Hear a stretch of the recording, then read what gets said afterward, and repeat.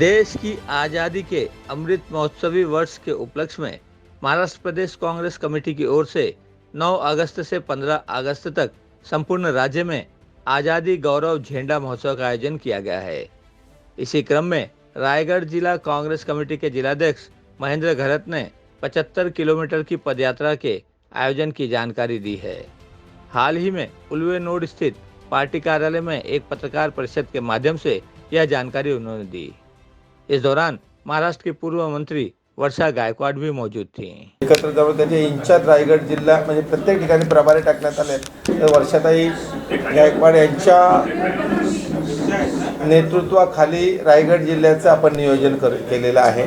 त्याची बैठक आता जिल्ह्याचे सर्व पदाधिकारी तिथं जमलेले होते अगदी मार्च पासून बसपासून।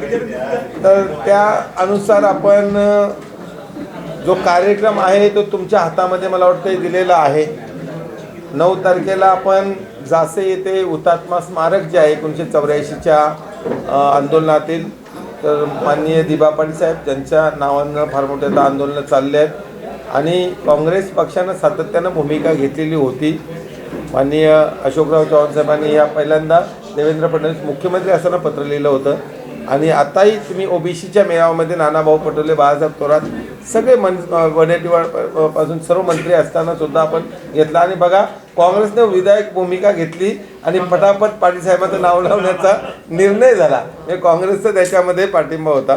तर बाकी आता आपल्याला विस्तृतताई याच्यामध्ये सांगतील। माझ्याबरोबर या ठिकाणी उपस्थित चारुताई, सन्माननीय महेंद्र, सन्माननीय पाटीलजी, सर्व या ठिकाणी उपस्थित आदरणीय पत्रकार मंडळी, माझ्या माता भगिनी मागे आहेत, पुढे त्यांना यायला जागा नाही, पण मी त्यांचेसुद्धा मनापासून आभार मानू इच्छिते की आपल्या सर्वांना माहिती आहे की 9 ऑगस्ट ते 15 ऑगस्ट या काळामध्ये महाराष्ट्र प्रदेश आणि पूर्णपणे जर महाराष्ट्र म्हणा किंवा देशभरामध्ये काँग्रेस पक्षाच्या माध्यमातून आझादी गौरव झेंडा महोत्सव त्या ठिकाणी करण्याचा निर्णय झालेला आहे आणि प्रत्येक राष्ट्रासाठी त्याचं झेंडा जे असतं ते त्याची अस्मिता असते, त्याचं सन्मानाचं स्वाभिमानाचं प्रतीक असतं आणि त्यामुळे या 75 वर्षाच्या निमित्ताने स्वातंत्र्याचा इतिहास जर बघितला, आपल्या सर्वांना माहिती आहे की चलो जाओचं आंदोलन असेल, ऑगस्ट क्रांती दिन 9 तारखेला आपण साजरा करतो आणि त्यामुळे 9 तारखेपासून 15 तारखेपर्यंत स्वातंत्र्य दिनाच्या निमित्ताने 75 वर्षाच्या निमित्ताने आपण या ठिकाणी कार्यक्रम देत आहोत आणि आपल्या सर्वांना कशा तऱ्हेने कार्यक्रम असणार या काळामध्ये कुठे कुठे म्हणजे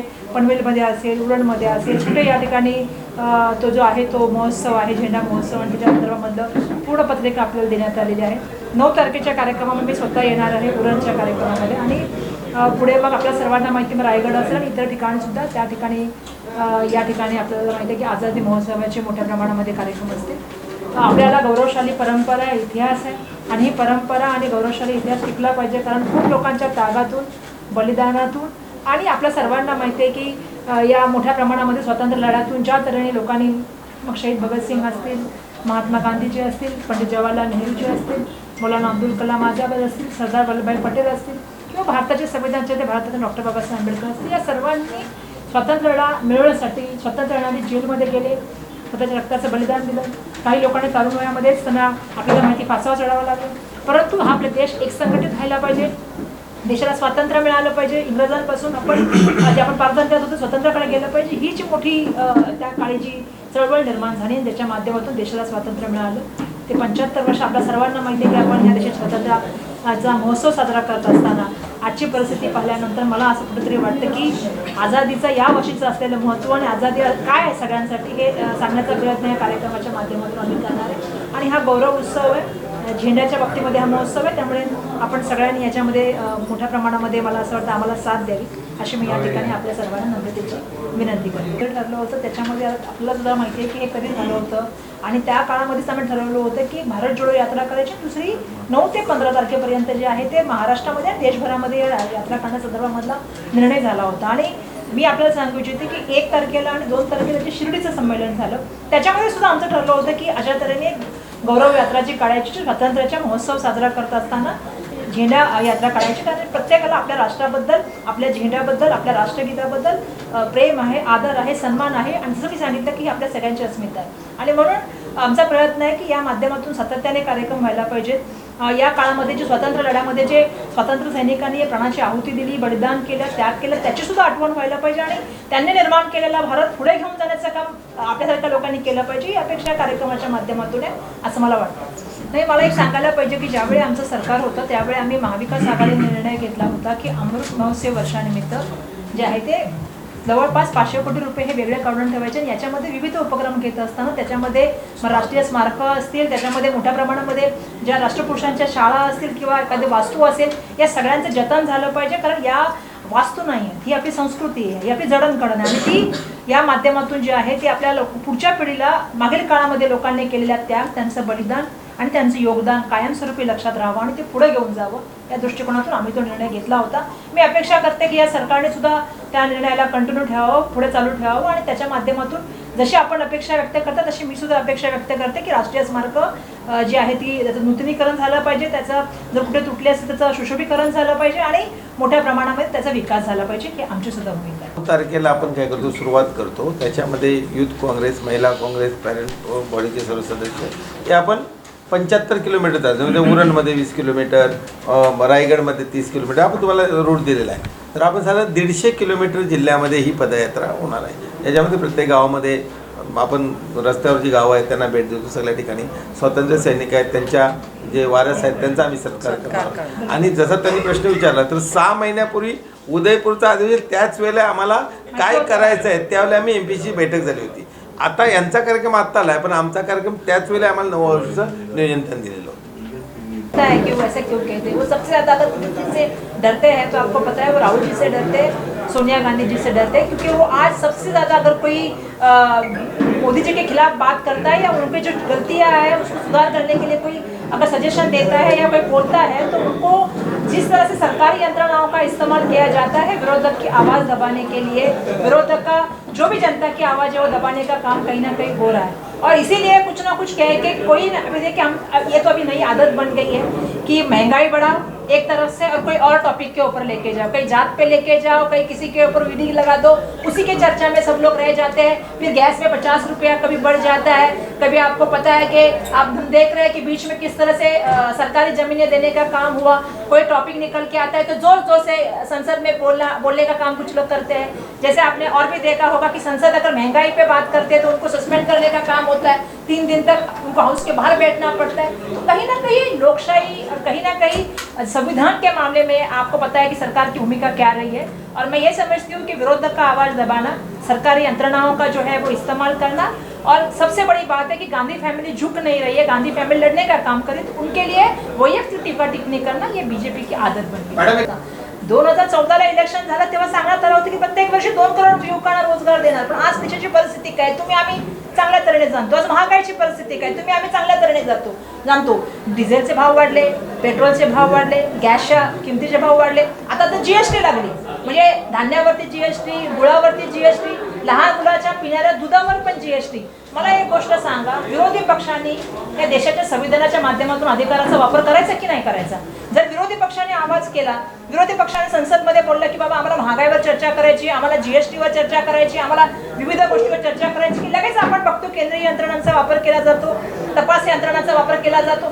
ते पण नाही झालं तर लगेच पोलीस यंत्रणांचा वापर केला जातो, ज्याचा आपण उल्लेख केला. काल आम्ही सुद्धा विधिमंडळात होतो, विधिमंडळामध्ये असताना मी ज्या तऱ्हेने बघितलं किंवा ज्याचा उल्लेख आपण केला की गांधी परिवारच्या माध्यमातून सातत्याने देशाच्या हिताच्या संदर्भामध्ये असेल किंवा लोकांचे प्रश्न उचलण्याचा आवाज काढण्याचा प्रयत्न गांधी परिवारच्या माध्यमातून सातत्याने होत आहे. कोविडच्या काळामध्ये वॅक्सिन आपल्याला पाहिजे पण आपल्या वॅक्सिन बाहेर दिल्या जातात, हे राहुलजींनी सांगितलं. कोविडच्या काळामध्ये आपल्याला भविष्यामध्ये आर्थिक परिस्थितीला कशा तऱ्हेने तोंड द्यावं लागेल ह्याची माहिती त्यांनी सुरुवातीच्या काळातच सांगितली. आपल्याला मी एक गोष्ट सांगू इच्छिते की आज सातत्याने जर कोणी GSTच्या बाबतीमध्ये, महागाईच्या बाबतीमध्ये आणि बेरोजगारच्या बाबतीमध्ये बोलत असेल तर गांधी परिवारच्या माध्यमातून सातत्याने ते काम चालू आहे. आमचे नेते राहुल गांधी असतील किंवा सोनिया गांधी असतील हे सातत्याने लोकांचे प्रश्न विचारण्याचं काम करतात, कारण हा देशाच्या संविधानाने दिलेला अधिकार आहे. आणि म्हणूनच मी म्हटलं की देशाचं संविधान मानतात का, या देशामध्ये लोकशाही असल्याचं मानतात का? पोलीस यंत्रणांचा वापर करणं किंवा केंद्रीय यंत्रणांचा वापर हा विरोधकांचा आवाज दाबण्यासाठी करणं ही आता भविष्याच्या दृष्टिकोनातून तुम्ही सुद्धा विचार करण्याची पत्रकार मंडळी सुद्धा आवश्यकता आहे. कारण तुम्ही पण चौथे स्तंभ आहात. आणि चौथ्या स्तंभाने सुद्धा पारदर्शकची भूमिका मांडली पाहिजे. आज जनतेचे प्रश्न, आज जनतेचा आवाज म्हणून आम्ही बोलण्याचं त्या ठिकाणी काम करत आहोत आणि जर कोणी तो आवाज बंद करण्याचं काम करत असेल तर ते बिलकुल खपलं जाणार नाही. इंग्रजांच्या विरुद्ध लढण्याचं काम काँग्रेसने केलं. असं वाटत होतं पुष्कळ लोकांना की सूर्य कधी त्यांचा खाली येणार नाही, पण आपण सगळेजण जाणता की इंग्रजांचं राज्य गेलं आणि भारत स्वतंत्र झाला. 75 वर्ष आपण स्वातंत्र्याची साजरी करत आहोत. मला सांगायला पाहिजे की काँग्रेसने त्यावेळी घाबरलेले नाही आणि काँग्रेस यावेळी सुद्धा घाबरले. की आता 2 दिवसांनी आमचा विस्तार होणार आहे, तर मला कळत नाही की आता आपल्यालाही माहिती आहे की आता सचिवांनी सगळं काम करण्याचा त्या संदर्भात काय निर्णय घेण्यात आलेला आहे. आता सचिवालय मंत्रालय झाले, आता त्याबद्दल आम्ही काय बोलणार, कारण आता जनतेने सुद्धा या गोष्टी बाबतीत विचार केला पाहिजे. एक सरकार आलं, सांगितलं नाही आम्ही सरकारमध्ये आहोत, आमच्याकडे मेजॉरिटी आहे, आम्ही सगळं झालेलं आहे, मग इतक्या दिवस सरकार का बनत नाही, हा महत्त्वाचा प्रश्न आहे. आणि लोकांचे प्रश्न महत्त्वपूर्ण त्यामुळे अडकलेले आहेत, ही सुद्धा महत्त्वपूर्ण गोष्ट आहे. मला वाटतं त्यांचं उत्तर ते चांगल्या तऱ्हेने देऊ शकतात. यहाँ हमारे किसी अलायंस के साथ बात होती है तो ये आज के डेट में कुछ नहीं बात करेंगे. हम लोग तो कांग्रेस के सिपाही और काम करते रहेंगे. चुनाव के लिए नहीं, हम लोग चाहते हैं कि जनता का भला हो. जनता के प्रश्न जो है, बहुत बेरोजगार है उनको रोज़गार देना ये हमारा काम है, गरीबों को मदद करना ये हमारा काम है. तो इसके लिए हम लोग काम करते हैं. अपना कुछ एम्बिशन नहीं होता. श्री कृष्ण ने बोला है कि जैसा काम कर्म करते रहो, फल क्या पे, तो फल क्या करने का, 35 साल से तो कर रहा हूँ, कुछ मिले ना मिले उसमें कुछ नहीं है, ना कुछ लड़ना है. लड़के क्या होता है, हम लोग देखिए लड़के अभी हर 5 साल में उरण असेंबली में एमएलए बन रहा है. पहले शेखा पक्ष का हो गया, फिर शिवसेना का हो गया, अभी बीजेपी का है. सवाल वही के वही है. आज भी उलवार नोड में स्मशान भूमि नहीं है. पानी की बहुत बड़ी दिक्कत है. 3 एमएलए होने के बाद, इतने एमपीज होने के बाद भी वही दिक्कत है जो है. उसके लिए लड़ना है और हम लोग लड़ रहे हैं. हम लोग गांव में मैदान दे रहे हैं, गांव में पानी जो है पहुंचाने का काम करें. तो हर जगह ये काम है. लड़ाई बहुत है, लड़ाई जनता के भले की है. पॉलिटिक्स में हमारा ये नहीं सत्ता उसके लिए चाहे, जिनको सत्ता मिली, एमएलए हो गए, जो मिनिस्टर हो गए या फिर सत्ता पार्टी में है, वो उनका इन्फ्लुएंस जनता के लिए, पॉलिटिकल विल पावर होनी चाहिए. आज सेलगर देखिए कैसा गाँव बन गया. दूसरे गाँव गवान में भी मैदान दिया, हम लोग प्ले ग्राउंड दिया, कोपर में भी दिया, बामन में दिया, अभी मोरावा का चल रहा है. तो उन गांव में गटर से अब जो भी है अंडर कवर गटर बना रहे. सिर को पैसा देने के लिए, लेकिन उसके पॉलिटिकल विल होकर हम लोग काम करना चाहिए. तो कोशिश करेंगे, काम करते रहेंगे. ये क्या एमएलए एमपी बनने से कुछ नहीं होता. आते हैं 5 साल में बदल जाते हैं, फिर पहले वाले जो आश्वासन है वो भूल जाते हैं. नहीं आते, उनको समझने ही 3-4 साल लग जाता है, फिर चुनाव आ जाता है. तो ये नहीं होते. हर एक पॉलिटिशियन, नेता है, कार्यकर्ता की कमिटमेंट हो जाए कि जो भी समस्या जनता को वो हम लोग छोड़ने की कोशिश करेंगे, छुड़वाने की कोशिश करेंगे. कैमरामैन प्रवीण चौहान के साथ संध्या श्रीवास्तव, ग्लोबल चक्र न्यूज़, नवी मुंबई.